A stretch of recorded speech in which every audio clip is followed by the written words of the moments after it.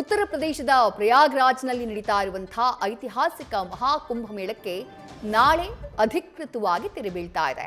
ಜನವರಿ 13ನೇ ತಾರೀಕು ಆರಂಭವಾಗಿತ್ತು ಕುಂಭಮೇಳ. ಸಿನಿ ಸೆಲೆಬ್ರಿಟಿಗಳಿಂದ ಹಿಡಿದು ದೇಶದ ದೊಡ್ಡ ದೊಡ್ಡ ರಾಜಕಾರಣಿಗಳು, ಉದ್ಯಮಿಗಳು ಕೂಡ ಈ ಮಹಾಕುಂಭಮೇಳದಲ್ಲಿ ಭಾಗಿಯಾಗಿ ತ್ರಿವೇಣಿ ಸಂಗಮದಲ್ಲಿ ಮಿಂದೆದ್ದಿದ್ರು. ಈವರೆಗೂ ಸುಮಾರು 64 ಕೋಟಿ ಭಕ್ತಾದಿಗಳು ಮಹಾಕುಂಭಮೇಳದಲ್ಲಿ ಮಿಂದೆದ್ದು ಪುನೀತರಾಗಿದ್ದಾರೆ. ಇನ್ನೂ ವಿಶೇಷ ಅಂದ್ರೆ ನಾಳೆ ಮಹಾಶಿವರಾತ್ರಿ ಪ್ರಯುಕ್ತ ನಡೆಯುವಂತಹ ಕೊನೆಯ ಪುಣ್ಯ ಸ್ನಾನ, ಅದರಲ್ಲಿ ಭಾಗಿಯಾಗುವುದಕ್ಕೂ ಕೂಡ ಕೋಟ್ಯಂತರ ಸಂಖ್ಯೆಯಲ್ಲಿ ಭಕ್ತರು ಆಗಮಿಸುವ ನಿರೀಕ್ಷೆ ಇದೆ.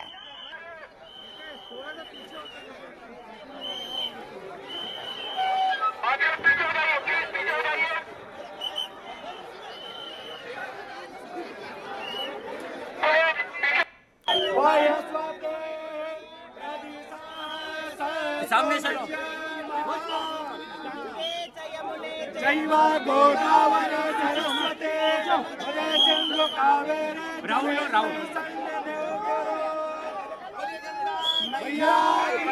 ಜಗತ್ತಿನ ಅತಿದೊಡ್ಡ ಧಾರ್ಮಿಕ ಮೇಳದಲ್ಲಿ ಸುಮಾರು 64 ಕೋಟಿ ಜನ ಮಿಂದೆದ್ದಿದ್ದಾರೆ.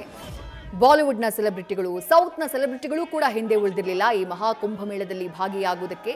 ಪ್ರಯಾಗ್ರಾಜ್ನ ಮಹಾಕುಂಭಮೇಳಕ್ಕೆ ನಾಳೆ ಅಧಿಕೃತವಾಗಿ ತೆರೆ ಬೀಳ್ತಾ ಇದೆ. ಜನವರಿ 13ನೇ ತಾರೀಕಿನಿಂದ ಆರಂಭವಾದಂತಹ ಈ ಮಹಾಕುಂಭಮೇಳದಲ್ಲಿ ಇದುವರೆಗೂ ಭಾಗಿಯಾಗಿರುವುದು ಸುಮಾರು 64 ಕೋಟಿ ಭಕ್ತಾದಿಗಳು. ನಿರೀಕ್ಷೆ ಇದ್ದಿದ್ದು ಸುಮಾರು 45 ಕೋಟಿ ಜನ ಭಾಗಿಯಾಗಬಹುದು ಅಂತ ಹೇಳಿ. ಆದರೆ ನಿರೀಕ್ಷೆಗೂ ಮೀರಿ ದಾಖಲೆಯನ್ನ ಬರೆದಿದೆ ಮಹಾಕುಂಭಮೇಳ.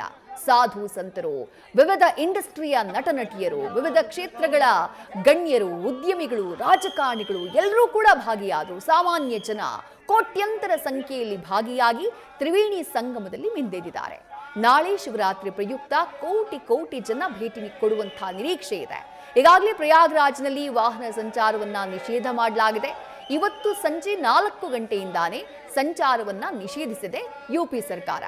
ಮಹಾಕುಂಭಮೇಳದ ಮಹಾಶಿವರಾತ್ರಿಗೆ ಸದ್ಯ ಅಧಿಕಾರಿಗಳು ಸಿದ್ಧತೆಯನ್ನ ಮಾಡಿಕೊಂಡಿದ್ದಾರೆ.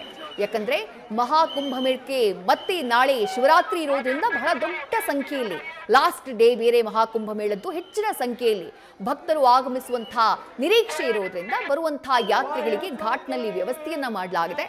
ಲಕ್ನೋ, ಪ್ರತಾಪ್ಗಢ್ನಿಂದ ಬರುವಂತಹ ಯಾತ್ರಿಗಳಿಗೆ ವಿವಿಧ ಘಾಟ್ಗಳಲ್ಲಿ, ಪ್ರತ್ಯೇಕ ಘಾಟ್ಗಳಲ್ಲಿ ವ್ಯವಸ್ಥೆಯನ್ನ ಮಾಡಿಕೊಳ್ಳಲಾಗಿದೆ. ಕೌಶಂಬಿಯ ಭಕ್ತರಿಗಾಗಿ ಸಂಗಮ್ ಘಾಟ್ನ ಗೊತ್ತುಪಡಿಸಲಾಗಿದೆ.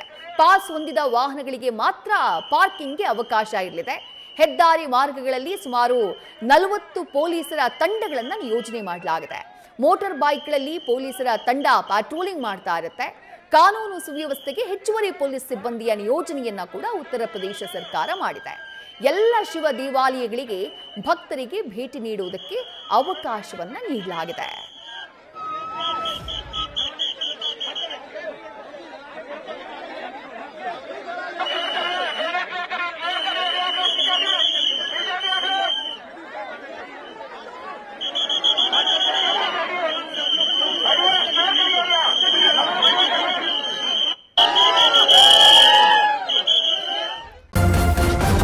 ನ್ಯೂಸ್ ಫಸ್ಟ್, ನಿರ್ಭೀತಿಯಿಂದ ನಿಮ್ಮ ಪರವಾಗಿ.